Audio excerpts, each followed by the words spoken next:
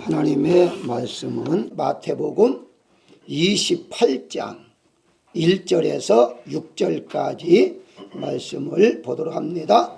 제가 읽겠습니다. 안식일이 다 지나고 안식 후 첫날이 되려는 새벽에 막달라 마리아와 다른 마리아가 무덤을 보려고 갔더니 큰 지진이 나며 주의 천사가 하늘로부터 내려와 돌을 굴려내고 그 위에 앉았는데 그 형상이 번개 같고 그 옷은 눈같이 희건을 지키던 자들이 그를 무서워하며 떨며 죽은 사람과 같이 되었더라.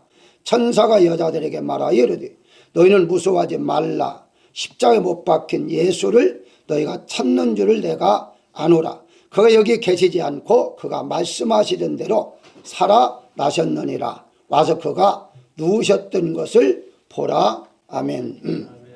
오늘의 말씀은 새벽에 부활하신 예수님이라는 제목으로 말씀을 보도록 하겠습니다. 먼저 이스라엘의 무덤 우리가 알지만 다시 한번 생각해 보도록 하겠습니다.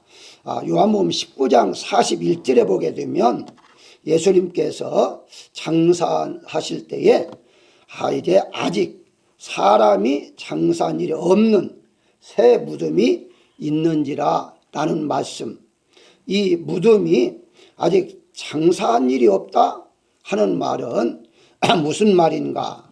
우리 한국의 장례 문화와 이스라엘 장례 문화가 다르기 때문에 일반 사람들은 잘 이해를 못합니다. 한국은 그냥 땅을 파서 요즘은 이제 화장도 하기 않습니다만은 땅을 파서 장사를 지내면 되는데 이건 어떻게 한 번도 장사한 일이 없는, 그럼 몇 번씩 장사한다는 말인데 그 의미가 무엇인가? 잠시 한번 사진으로 보도록 하겠습니다. 이것이 이제 사진이 바로 일반적인 돌무덤의 입구입니다. 그래서 여기 여러분이 보다시피 이 돌 입구에 동그랗게 이렇게 지금 돌문이 있는데요. 왜 동그랗게 했느냐? 굴리니까. 굴려야만이 이 문을 닫고 여는데 편하기 때문에 이렇게 동그랗게 만들었다. 이제 보시면 됩니다. 그 다음에 다른 모습인데요. 이건 완전히 아까는 좀 흙을 있는 땅을 팠는데 이건 아예 돌로 있는 것을 돌을 파가지고 이렇게 만든 게 이제 돌무덤이다. 이렇게 보시면 되겠고요. 또 이제 이건 안입니다. 안에 들어가다 보면 이런 문을 통과를 해서 바로 안에 보게 되면 이런 식으로 이렇게 좀 위에 천이 있는데요. 이제 또 다른 돌이 안에 있어서 이 천 위에 시체를 이제 올려놓습니다. 예수님께 이렇게 부활하셔서 나타난 모습인데요. 부활한 모습이 똑같습니다. 어제 우리 지금 현재 모습과 같아요. 단지 다른 것이 있다면 시공간을 초월한다는 것. 즉 문이 닫혔는데도 들어가는 몸이죠. 그리고 언제든지 나타날 수 있는, 우리가 만약에 LA에 가려고 한다면 약 한 30분 내지 50분의 시간이 걸립니다. 그런데 영의 몸은 순간적으로 갈 수 있다는 것. 이것만 차이가 있다. 이렇게 보시면 되겠고요. 다른 이제 차원에서 또 돌무덤의 안쪽입니다. 아까는 그냥 돌을 가져놨는 이거는 아예 벽을 이렇게 파가지고 그 위에 이제 올려놓는 모습이죠. 그리고 또 이제 이건 평범한 건데 옆에 보게 되면 이건 또 다른 굴을 깊이 파가지고 이렇게 그 수평이 아니라 가로로 이렇게 넣는 그런 형식이죠. 꽤 다양합니다. 이런 식으로. 그러니까 이제 그 하나를 만들면 그 안에 여러 사람을 넣을 수 있어요. 가족묘다라고 했을 때에는 뭐 할아버지, 증조 할아버지 이런 식으로 이 안에 이렇게 만들어 가지고 넣습니다. 그러다 보니까 한국적인 개념과는 조금 다르다 이렇게 볼 수가 있겠죠. 자, 이거는 또 다른 모습인데요.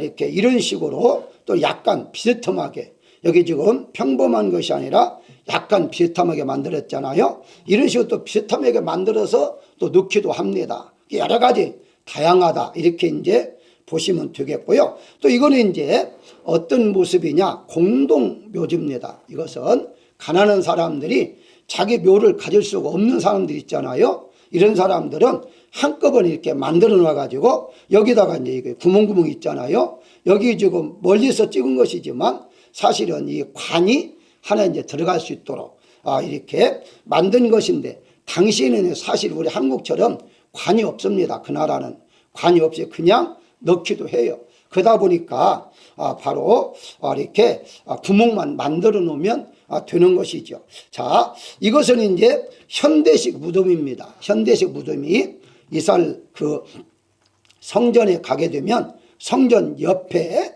감람산이라고 있는데요. 이 감람산 옆에 이 공동 묘지가 만들어져 있는데요. 이걸 조금 다른 차원에서 보게 되면 자, 이런 식이죠. 엄청나죠. 또 이렇게 보면 크게 보면은 뭐 엄청난 이렇게 묘지가 여기 있습니다. 그런데 이거는 부자들만 가요. 왜냐하면은 예루살렘 성전이 옆에 있기 때문에 예수님이 재림하시면 이 성전을 오실 거 아닌가. 그래서 성전 가까이 묻히기 위해서 여기에 이제 돈이 비싼 사람들, 저도 직접 봤습니다만은 대단한 사람들만 여기 묻혀요. 왜냐하면은 이제 이 더군다나 이것도 보게 되면 이런 식으로 계단이 이렇게 됐잖아요. 여기는 밑에고요. 이게 위에 쪽입니다. 위에 쪽인데요. 위에 쪽이 더 비쌉니다. 왜냐 제가 물어봤어요. 왜 위에가 더 비싸냐라고 물었더니 좀 더 하늘이 가까우니까 예수님이 재림할 때에 가깝게 먼저 맞이할 수 있다. 이런 식으로 말하더라고요. 뭐 농담인지 모르지만은 어쨌든 비싼 것만은 사실이에요. 그래서 이와 같은 이렇게 무덤은 사실 이렇게 외국에 있는 사람들도 이런 한 자리를 이렇게 좀 구해서 사가지고 이렇게 고향에서 묻히기를 원한다고 하더라고요. 이와 같이 묘지가 이렇게 생겼다. 이렇게만 보시면 됩니다. 그러면은 예수님께서 묻힐 당시에는 현대식이 아니 아까 돌무덤으로 이렇게 묻혔기 때문에 이제 그 마리아가 와서 누가 이 돌 이제 그 문을 열어놨는가라고 하잖아요. 그러니까 저절로 열렸는데 그 혼자 심으면 안 되거든요. 안 되는데 바로 하나님께서 열어 놓으셨죠. 장정들이 움직여야만 되는 그런 이제 돌입니다. 자, 그러면 새벽에 부활하신 목적이 무엇인가 하는 것을 간단하게 몇 가지 보도록 하겠습니다. 예수님이 왜 낮에도 부활할 수 있고 밤에도 일어날 수 있잖아요. 언제든지 가능한데 왜 새벽에 부활하셨을까 하는 거죠. 새벽에 부활하신 것은 어두움을 물리쳤다는 것을 의미합니다. 다시 말씀드리면 어두움은 새벽에 가면 자연적으로 없어지잖아요. 그래서 새벽에 부활하신 것은 바로 이 어두움을 없앴다 하는 의미를 우리에게 알려주기 위해서다. 자, 그렇다면 어두움은 두 가지가 있어요. 우리가 아는 대로 자연적인 어두움, 햇빛에 의한 어두움이죠. 하나는 영적인 어둠인데 예수님께서 부활하신 시간은 자연적인 새벽 시간입니다. 그건 분명해요. 새벽 시간이지만 영적인 면에서도 해석을 할 수 있다는 거죠. 그 속에 의미가 있는 거죠. 왜 새벽에 일어나셨는가 부활하셨는가 하는 것은 어두움은 사단을 의미하거든요. 성경에 보게 되면. 그리고 죽음을 말합니다. 사단은 계속 죽이려고 하잖아요. 그렇다면 어둠을 몰아냈다? 그러면 사단을 몰아냈다? 그 사단을 이겼다는 거죠. 사단을 이겼다는 무슨 말이죠? 바로 죽음을 이기셨다 하는 말과 같다는 것입니다. 그래서 에베소 6장 12절에 보게 되면 우리의 시름은 혈과 육을 상대하는 것이 아니다.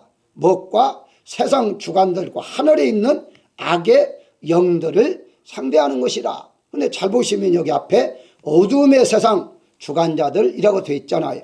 그래서 악한 영은 사단이고 어두움, 이게 같다는 거죠. 그래서 사단은 어둠, 어둠은 죽음, 이렇게 연결할 수가 있겠고요. 예수님께서는 요한복음 8장 12절에서 나는 세상의 빛이니 나를 따르는 자는 어두움에 다니지 아니하고, 이것도 역시 자연적인 어둠이 아니다는 것입니다. 바로 영적인 것으로 말한다면 세상에서 말할 때에 사단에 이제 사단에 그 의해서 다니지 않는다 하는 말이죠. 바로 생명의 빛을 얻으리라. 다른 말로 말하면 죽음의 길을 걸어가지 아니하고 생명의 길을 걸어간다. 이렇게 할 수가 있습니다. 빛은 생명이라고 요한복음 1장이 말을 해요.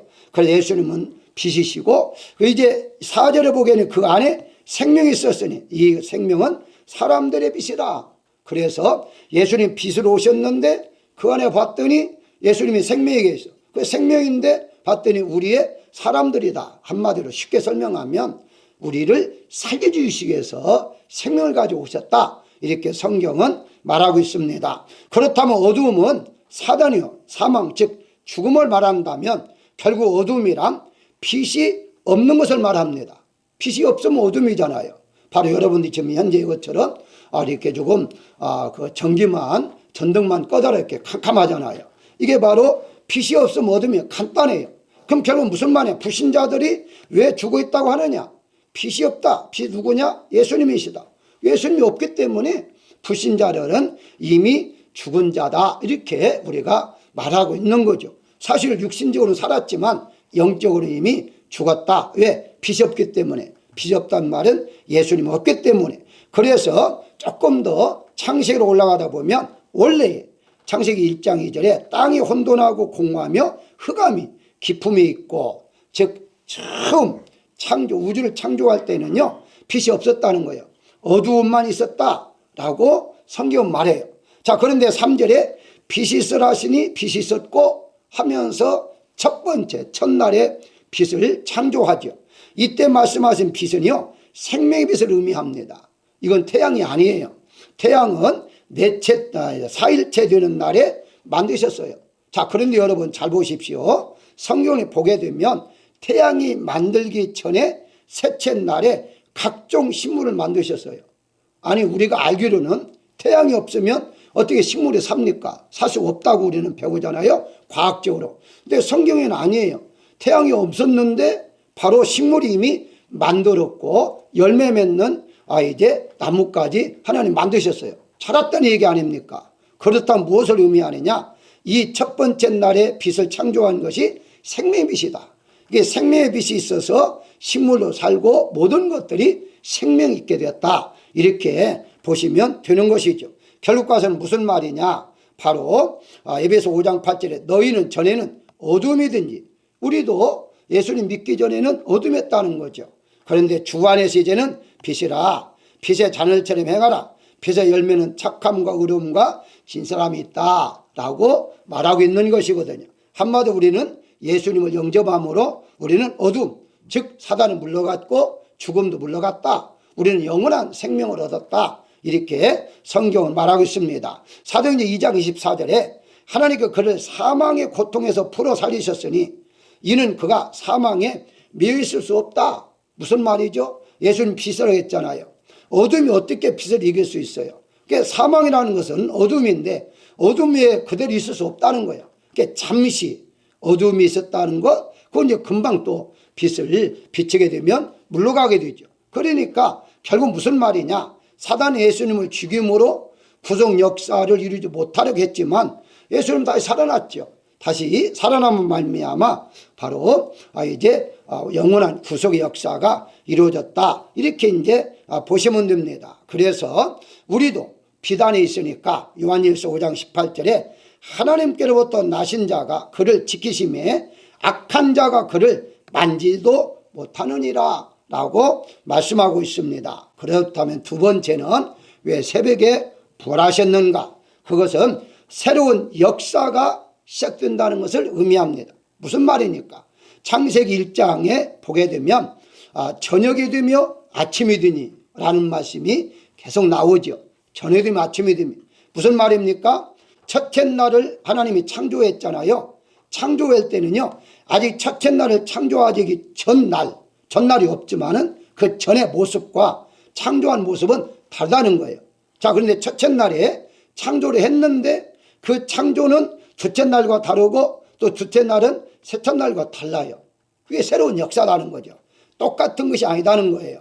바로 첫째 날에 다르고 둘째 날에 다르고 셋째 날에 다르고 계속해서 뭔가 다르게 하나님이 창조가 있는 것을 볼 수가 있어요. 한마디로 말하면 다른 날을 주셨다. 그러면 예수님께서 새벽에 날이 새록을 때에 부활하신 것은 이제부터 새로운 날을 너에게 주겠다. 그래서 창세기에 저녁이 되면 아침이 된다고 하죠. 그러니까 시작은 뭐예요?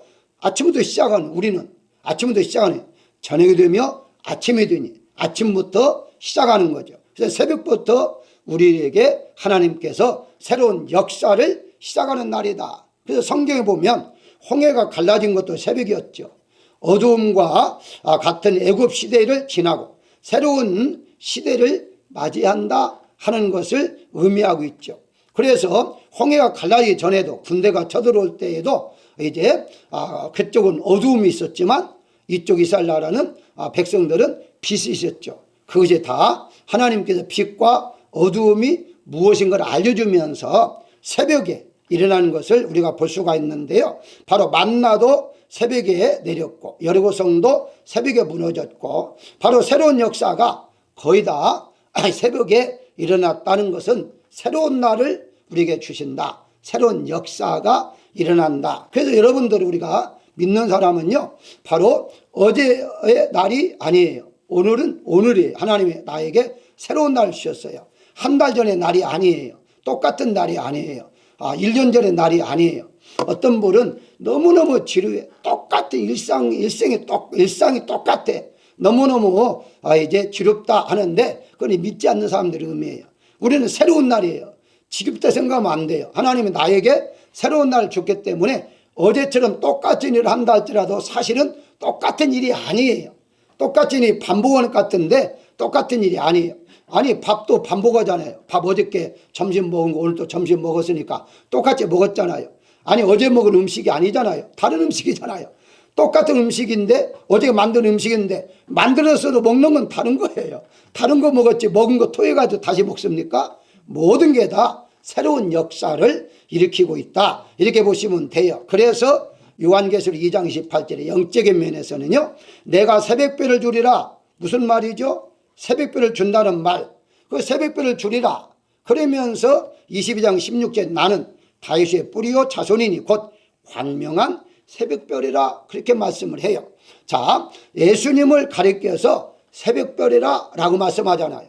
예수님을 주신다는 것인데 그 말은 다른 말 말하면 예수님 직접 우리 안에 오셨다 하는 말과 같아요. 그래서 예수님이 새벽별로 오셨다. 무슨 말이죠? 늘 새롭게 우리를 역사하기 위해서 새벽별로 오셨다. 성경에는요. 새벽별을 계명성, 샛별, 새벽별 이렇게 같이 번역을 합니다. 그렇지만 이거를 가리켜서 금성이라 라고 말하고요. 유럽에서는 비너스라 그렇게 말을 해요. 새벽별을 단어가 같다지만 의미는 좀 다릅니다. 계명성은요. 타락한 사단 루시퍼를 의미하고 있고요. 계시록에 나오는 2장 18절과 22장 16절만 예수님을 가리킨 새벽별이다. 이렇게 여러분들이 이해를 하면 되겠습니다. 어쨌든 새벽에 예수님께서 부활하셔서 우리와 함께 여러분과 함께 새로운 날을 주신다 하기 위해서 새벽에 부활하셨다. 그게 오늘 또 새로운 날이고 또 내일 하나님 우리를 허락한다면 새로운 날이고 날마다 새로운 날에 새로운 역사가 여러분들이 있기를 주의 이름으로 축원합니다. 마지막으로 새벽에 부활하신 것은 새 생명을 주신다는 의미다. 새 생명을 이제 주신다는 무슨 말이냐? 바로 부활의 산 소망을 가지고 있다는 거죠.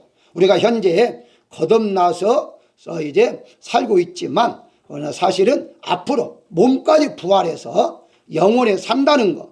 이것이 바로 새로운 생활이요. 새로운 생명이다. 이렇게 이제 보시면 돼요. 그래서 베드로는요. 베드로전서 1장 7절에 불같은 시험에 닥쳐도 믿음의 확실함을 가지고 지켜나가라 라고 말을 해요. 그 말은 다른 말 말하면 재림 신앙을 말하고 있는 거죠.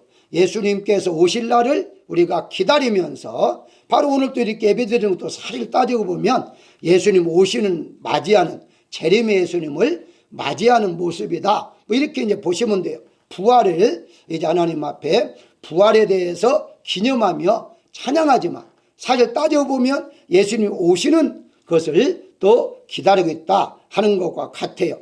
요한계시록 20장 6절을 보게 되면 이것을 첫째 부활이라 라고 말을 하고요. 첫째 부활에 참여하는 자가 복이 있다 라고 말합니다. 무슨 말입니까? 바로 우리가 지금 현재에 예수님을 믿고 있는 사람들, 이런 사람들 예수님 오실 때에 부활할 것인데 그 사람들이 복을 받은 자다, 그렇게 말하고 있습니다. 그래서 본문에 15장 58절에 보게 되면 견실하며 흔들리지 말고 항상 주의 일에 더욱 힘쓰는 자가 되라.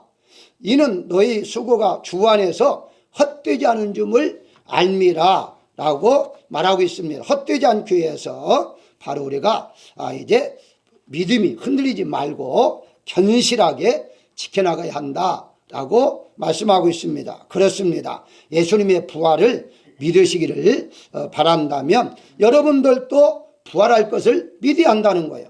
바로 예수님만 부활하고 내가 부활 못한다면 의미가 없죠. 이게 바로 결론인데요.